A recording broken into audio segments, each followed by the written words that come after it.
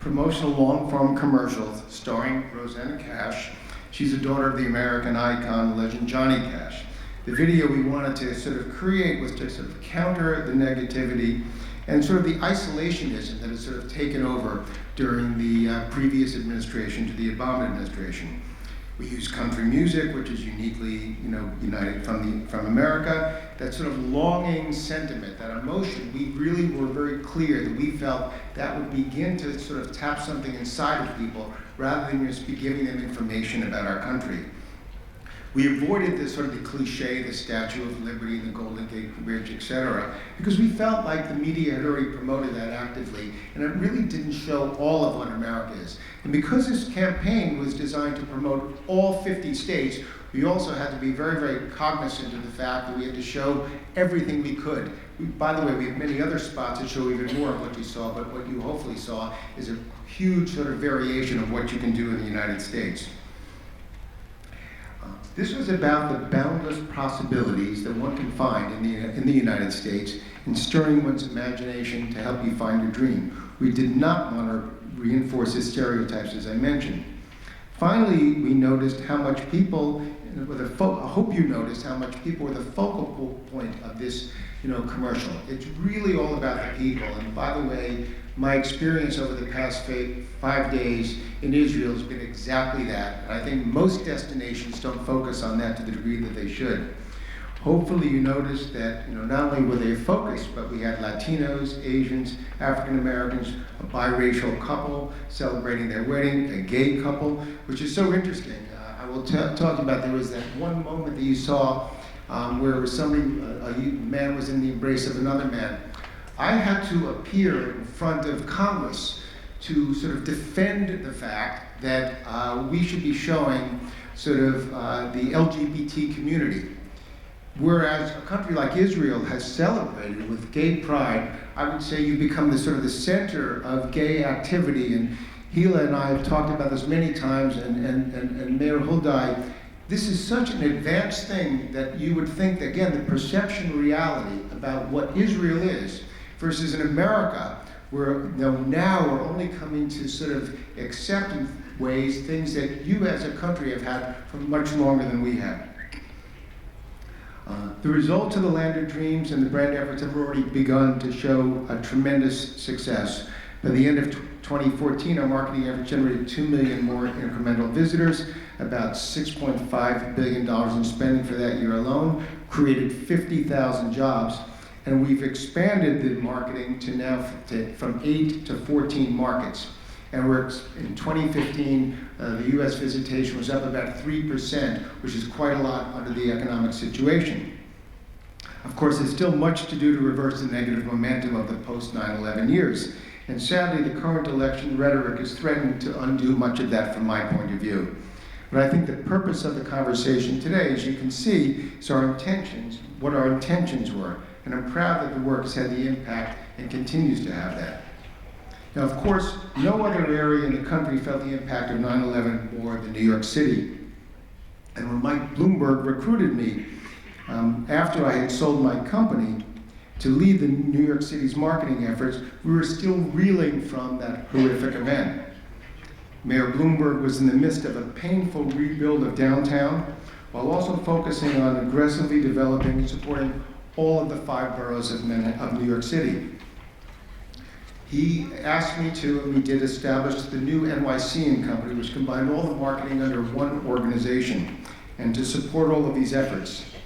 And the rest of the world, New York City, was still pushing forward, was still vibrant, and was still one of the greatest cities in the world. And it was our job to try to remind people of that.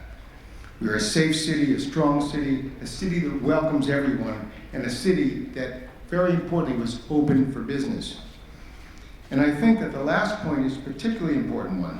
Not that we were suddenly, aware of the security concerns, but also the fears that people had and the lack of perception. I have 5 minutes left, thank you. So for me, I'm sure that some of these questions that have come about and the potential visitors to Tel Aviv and Israel are all very, very similar. To combat these fears, you want to use the power of positive marketing. We did not want to talk to anyone about the resiliency, about the security measures being taken. All this would just do is remind people of 9/11 and negatively reinforce the things we wanted to move on about. We wanted to change the conversation altogether and capture the energy and the diversity of all 5 boroughs. Indeed, for the better part of a century, New York City had been a beacon, a place where people come and make it the life they always hoped for. We need to remind people that we are still that city, a place where anything is possible and the doors were not closed. So how do you capture the essence of the city? We talked to all of the people who live there, and we almost spoke to, I think it was over 1,000 people about what New York City meant to them. We talked to visitors as well as residents. And then we created what we looked at as a manifesto. So what I'm going to show you right now is the second video, which sort of is what New York City is, and how do you say everything in very simple and direct terms in the course of 1 minute. It's a lot crammed in here, but I hope you like it. Please run the video. This is no ordinary city, this city of ours. This is where the ball drops and curtains rise. This is the place songs are written about and movies are set. This is the hip-hop spot, the heart of bebop, punk and soul, the synonym of rock and roll. This is Broadway, off-Broadway, off-Broadway, beyond Broadway. This is the land of skyscrapers and yellow cabs, the capital of everything. This is knishes, kebabs, pizza, and pate. This is home runs, hoops, and hometown fans. This is 5 cities in one. Brooklyn, Bronx, Queens, Staten Island, Manhattan. Home to every color, culture, fashion, and flavor you can think of. This is raw, sophisticated, beautiful, avant-garde. This is energy so exhilarating, you can feel it in your soul. This is all of the above, all at the same time. This is New York City. Thank you. I have 1 minute left, so now I'm going to tell you about my 5 days in Israel and end with some perceptions. Here I am, 5 days. I can't tell you anything that you don't already know about your extraordinary country, and especially about Tel Aviv. But I would tell you that I finally understood why it took me so long to get here. And the reason it took me so long to get here is that I live in New York City. I would say the vast majority of my closest friends are Jewish, and everyone has been to Israel. And they would tell me how wonderful it is. They tell me about the experience. They tell me about, what an inspiration it was. And unfortunately, maybe you know the expression, trust the messenger, you trust the message. I biased myself against coming because all of my friends told me how wonderful it was, but I thought it was coming from a Jewish point of view. It never occurred to me it was coming from the point of view that this is just a great, great place. And so for me, the learning is that, and if I were to offer any suggestions to the degree that I have the qualifications to do that, is really make sure that your message is being told by others. Telling it yourself can be effective, but it's not nearly as effective as creating a singular communications campaign that reflects everybody's perspective, but is very clear, and it welcomes people, and it talks about what this country and what this city has to offer that is distanced from anything religious. Because you have an extraordinary foundation of religion, you have a commonality which is unparalleled, but what you also have is a great place, whether it was any religion. And I think that gets lost in a lot of what the communications are. So for the next 10 seconds, I'm simply going to say, this has been a wonderful experience for me. I love this country. I really, really love this city. And I will be back soon. Thank you very much. Just for a second, Mr. Petito. Just before leaving us, we are willing to take a question from the audience. Is there a question to Mr. Petito? Can I? Okay, please. You share the same problem with the security after the 9/11 happenings that they in New York City as well. Can you say some words about that? I think it's, again, a perception-reality gap. I came here, I came with my wife. I expected to see soldiers on every corner.